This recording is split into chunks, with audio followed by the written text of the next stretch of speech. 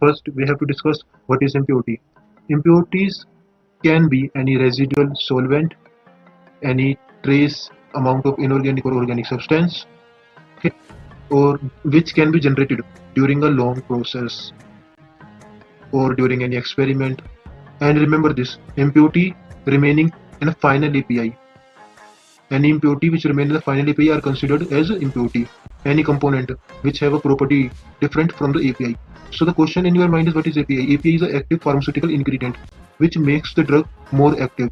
Suppose we have a drug this, and this portion which is a API, means API depends the nature of the drug, and this is the main part of the drug.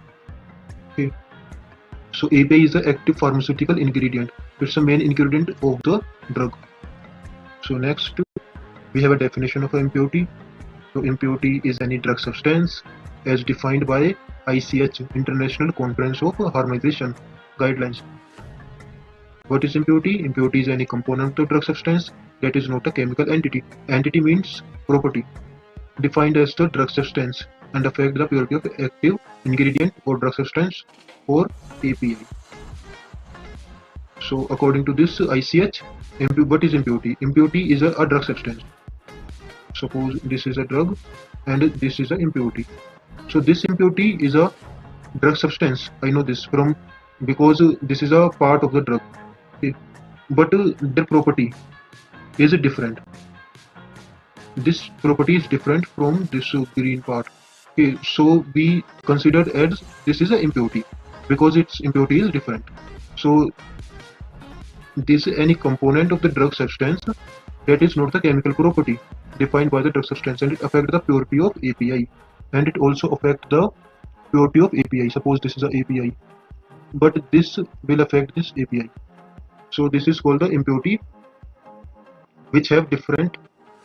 So in simple words, impurity is a drug substance which have different chemical entity from the drug. This is called the impurity. So here's another definition. Is any component drug product that is not the chemical entity defined any drug substance or any excipient of the drug product. So after that, we have a classification of impurities. How many types of impurities are there? So basically there are three types of organic, inorganic and residual. We will discuss each of them one by one. So on organic, they are organic impurities arise during the manufacturing process and during the storage of drug substance. While we manufacture any drug substance, the organic impurities occur, or if we store the drug, the contamination happen. So there are also four types: starting material, degradation, reagent, ligand, and catalyst, and the last one is anisotropic impurities. So in starting materials, the reactants basically. What we have a starting material, any container or any in a lab, we have a beaker. So this have a impurity. Suppose this is a beaker and this have an impurity, and we add any substance to make a drug.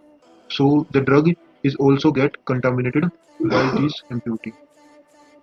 So this is a starting material. So these are the most common impurities found in every API. So this is the most common impurity, and the end product are always washed with the solvent because there is always chance of having the residual unreacted starting material. So after that we have a degradation product. After a sufficient time, the product get degrade, and from any unfavorable condition that make the product degrade. So degradation occur normally in unfavorable condition or when we store any product. So impurity can also be formed by degradation of the end product during the manufacture of all drugs.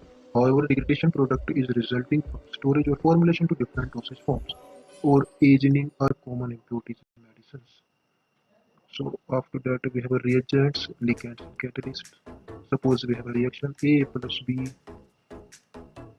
gives C plus D. So A and B are the reactants and C and D are the products in this reaction. So and we add X reagent in this. Suppose A and B are impure. A and B are impure. The reagent are impure. If the reactants are impure, the products are also impure. And if the reagent is impure, we know that products are also impure.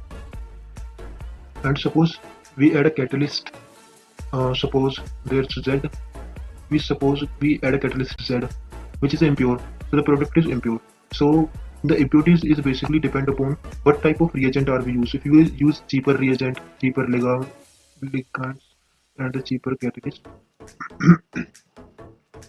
so ligands can be cheaper, so the chances of getting contamination is more. So we have to use the high quality of products when we have any reactions. So next and last we have enantiomeric impurities. So a single enantiomeric form of chiral drug. What is chiral drug? Chiral drug is 5-membered ring compound or any cyclic compound. So remember this, any cyclic compound which is of a 5-member carbon chain. So this is a chiral drug. A single enantiomeric form of chiral drug is now considered as an improved chemical entity that may offer a better pharmacological profile and an increased therapeutic index with a more favorable adverse. So a new enantiomeric form is found which have an improved chemical property that offer a better pharmacological effect on our body. So and that we have inorganic impurities. Organic we covered. There are 4 types: starting material, degradation product, catalyst, ligand and reagent, and enantiomeric impurities. After that we have inorganic impurities. So inorganic impurities are occurred during the manufacturing process, and they also can be reagent, ligand and catalyst, heavy metals and other materials.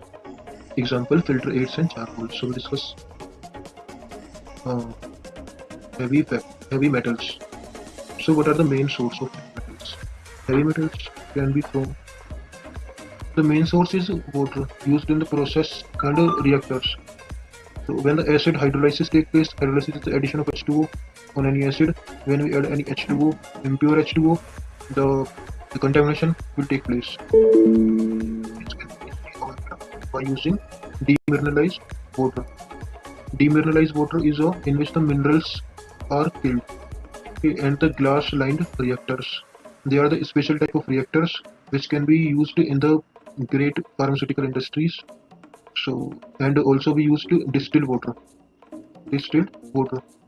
So this is also a pure form of water. So and so if we use distilled water, demineralized water, the heavy metals can be avoided.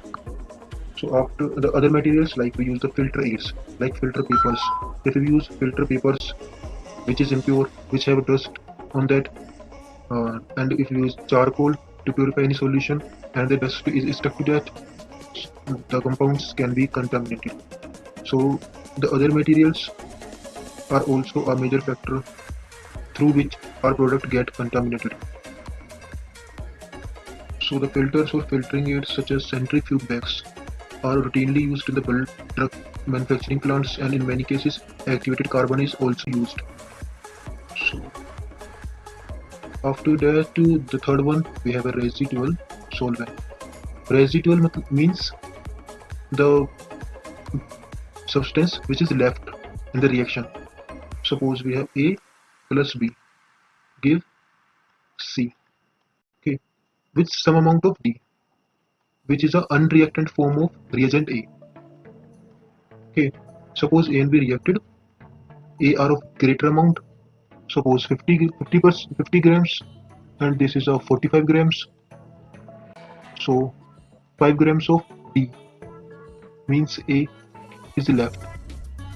Okay, so this is a residual solvent. So in this example we see the 5 gram of A remain in this reaction. So this will act as a impurity. So I repeat this example. If we have a reaction of A and B reactant, we get a product of C. This is a major product. Okay, and some amount of D, which is a unreacted form of reagent A. So this will act as an impurity. So in this is a impurity. A 5 gram of A, and this is a product, and these are the reactants. So what are the majorly residual solvent? This can be water or any compound. So not an impurity, but at the time of packaging, highly moisture content may cause hydrolysis. If we store any drug and in this the moisture and humidity is so much, so the water vapors can enter to this container and to this box in which we packaging this drug, and the hydrolysis occur. So this will spoil the product or drug, cause problem especially in acetals and carboxylic acid derivatives, because these are the highly reactive. Volatile organic solvents are also used. They might be toxic in nature or should avoid the problem of bulk drugs. So friends, I hope you like my video. I hope you understand all the things about the pharmaceutical impurities. If you like this video, press a like button and share it with your friends. Thank you guys both for watching this video. Quiero respirar tu cuello despacito. Deja que te diga cosas al oído, para que te acuerdes si no estás conmigo.